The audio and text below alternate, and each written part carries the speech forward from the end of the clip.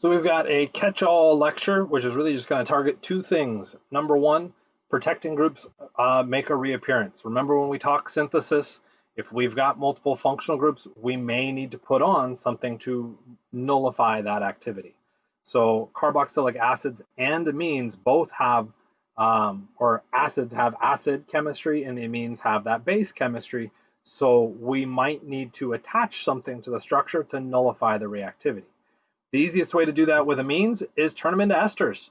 As an ester, they don't have that acid functionality, so any way you can convert them into an ester protects it. With the amines, we'll turn them into amides. So why are they showing up in this section? Because those are acid derivatives, right? Each of those not only has that protecting step, and that's what this table is trying to go through and show you, is that you have the protecting. How do you put a shield, if you will, on, but then you also have to deprotect. You do have to have the ability to remove it. And if both those methods aren't quote unquote easy, then it doesn't count as a valid protecting group, okay? So these ones are relatively straightforward. You will note that there are some weird symbols in there. You're seeing that BZ show up. Let's go ahead and talk about that one just because BZ is an interesting one. BZ stands for benzyl, which is extra fun because you're probably thinking benzyl as in benzene, and that would actually be wrong. If we go through and look at the reagent, there's your benzene ring, there's an extra carbon there. The benzyl includes that carbon. Okay? So just be aware of that. If you're seeing it, benzyl is referring to the aromatic ring and that extra carbon. Not to be confused with toluene, which we'll talk about in the next unit. So don't worry about it now. Okay? But you'll see sometimes those weird abbreviations, and that's about it as far as protecting groups. So, or protecting groups for acids. Of course, there's tons more out there. Don't stress about them. I just want you to be aware that they exist. The last thing that I would put down is a synthesis. So in this, I think I ballparked out about 11 steps to go through and complete this synthesis. So what I would like you to do is pause the video and work through this and see if you can come up with a synthesis. I'm going to assume that you've at least gotten some distance through a synthesis at this point, and let's take a swing at it. So if we think about our syntheses, there's really kind of two tactics you can take. You can look at the reactant side, or you could look at that product side. And what you're trying to do is look for sites of reactivity that could either take you backwards if you're looking at the product, or forwards if you're looking at the reactant. So if we shift our focus to this actual synthesis, product's going to kind of suck because when we go through and look at that product structure, they are all alkanes. There is really zero reactivity within that. You could start to theorize maybe where there was a double bond and you could try and backtrack, but it's going to be hard because there's tons of places that could possibly happen. So I would argue probably the better approach would be to take a look at the starting material and say, where's the chemistry associated with this? Okay, so let's just start this, and we're not going to push all the way through, but we'll start the kind of process on trying it. You know, let's just see. We might hopefully acknowledge that we've got electrophilic sites there. I would argue that the electrophilic sites are going to be kind of misleading here. Okay? And the biggest reason is that when I look at the product, it's cyclic. Yeah, I do have these kind of chain groups, but I would argue that the biggest piece is that middle part. And if I look at my starting material, it's not cyclic. It's a straight chain. So I'm probably looking at some kind of cyclization, making it cyclic reaction. Within that, I might remember, because the last video was just on it, the Dieckmann condensation, and these alpha hydrogens are potentially acidic, and that if I threw in a base, that base could deprotonate, give me a decent nucleophile that could go through and attack. Okay, that could give me that ring. How many members in the ring would it give me? 1, 2, 3, 4, 5, 6. Well, I have a 6-membered ring. I would argue that's going to be a solid place to start. So if we draw out our 6-membered ring, start 1, 2, 3, 4, 5, 6. At position 1, we have the ester. At position 6, totally wanted this to go the other direction, we're going to have that carbonyl. And so what I'm doing is, again, that shorthand notation that we saw in that last video, nucleophilic attack, we form the pi bond or break the pi bond, reform the pi bond, kick out the leaving group, all of that mechanism. Okay. Mechanistically, that's multiple steps. I'm not being asked for a mechanism here, I just need structures, so this works for a structural piece. If I now go through and kind of compare structures across, we need to get some chemistry in there. We've got 1, 2, 3, 4 positions with carbons connected. Maybe I could run a nucleophilic addition into that. That could get a carbon structure on there with an alcohol. That could be a possibility. So we could just decide which carbon structure do I want to pick. We could try a CH3, try and run something like a Grignard. If we ran that Grignard, that sure enough would give me that CH3OH, so I would have that carbon on there. Not horrible, but it would also attack the ester up here, and that I'm going to kind of balk at because I now have too many carbons at that one position, and I don't see that kind of branching in my product. So that probably means running my Grignard, at least at this point in the reaction, not very good. Okay. Other potential options as we kind of scout around on this, I could try to reduce off the ester, which would get me a single methyl.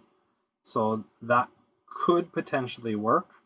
If we think through the reducing agents, I need to add H minus, but I want it to react with the ester, not the ketone. That does become a bit dicey because our lithium aluminum hydride and our sodium borohydride did tackle ketones at the same time. I did have a couple reagents that didn't do that, and so what I might do at this point is I would flip back and look at those. We had dibol, and I have a problem with capitalization on that one, which if it's not driving you up the wall, it is driving me up the wall. And was it T-butyl, I think? Okay, with the lithium. Those were possibilities.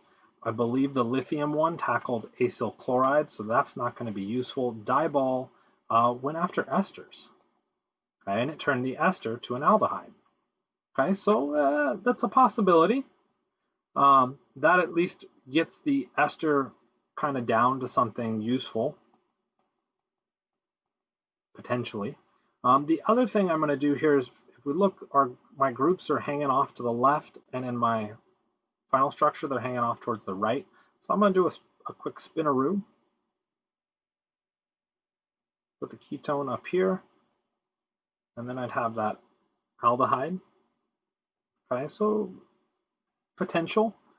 I could then try and reduce the aldehyde selectively. Again, we don't have the reagent for that. Other chemistry that's in here, I do have that acidic hydrogen. We could try and do a nucleophilic attack, turn that into a nucleophile, but then that again is going to create a carbon chain that's branching at that point, and I don't have that. So I don't really like that option either. But that acidic hydrogen I actually had back here too. Well, could I actually do maybe a decarboxylation? Okay, so if instead of doing dibol, I did H3O plus and heat, I'll again show that rotation. There's that carbonyl. If I did the decarboxylation, this whole group would go, and I'd just be left with that structure. So that's a possibility. If I reacted this with a base, again, I could try and put bromines on there. So if I get bromines, I can potentially do eliminations to shift chemistry downward, which I know I need to do. I need chemistry at those 3 positions also. So that's a possibility. But just remembered that base would do an excessive bromination. And let's try and keep it a little limited. So we'll do an acid catalyzed version of this. That'll put on 1 bromine. Now I could do an elimination.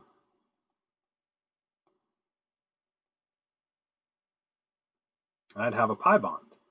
This is now an alpha beta unsaturated carbonyl. I could do a 1,4 nucleophilic addition here to get that structure added. That would be like my Gilman. At this point, based off of orientation, I'd probably run it as my ethyl.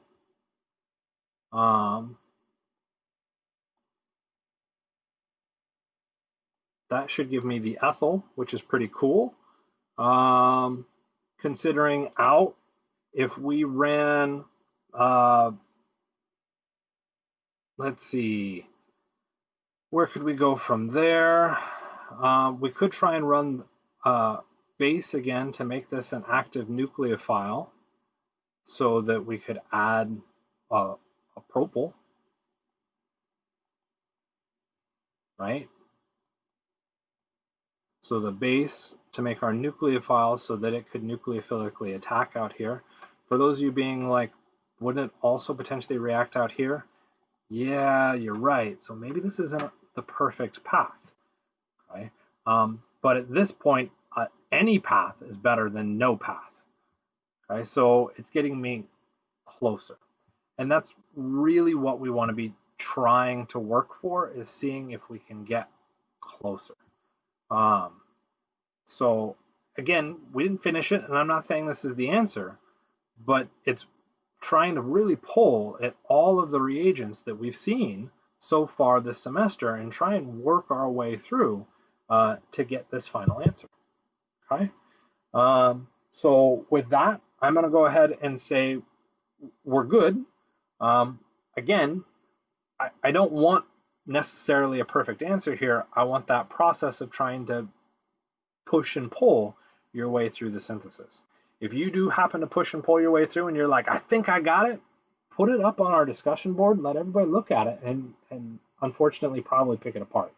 But that process is a good process, and it's one that's worth exploring, okay? So with that, I'm actually gonna say this is really the end of this unit. The next video is gonna be very rushed and very just kind of, here's a bunch of text on the slides, pause and read it at your kind of discretion. It's not that it's not important, it's that it's verging on outside the scope of our course. Okay? Some organic classes talk about it. I don't see a huge utility to it. I'll try and tie it back to our current content so you can see the relevance, but it's really the hardcore application of the acid derivative content and how it applies to biochemistry. Okay? So with that kind of a warm-up, we're all done.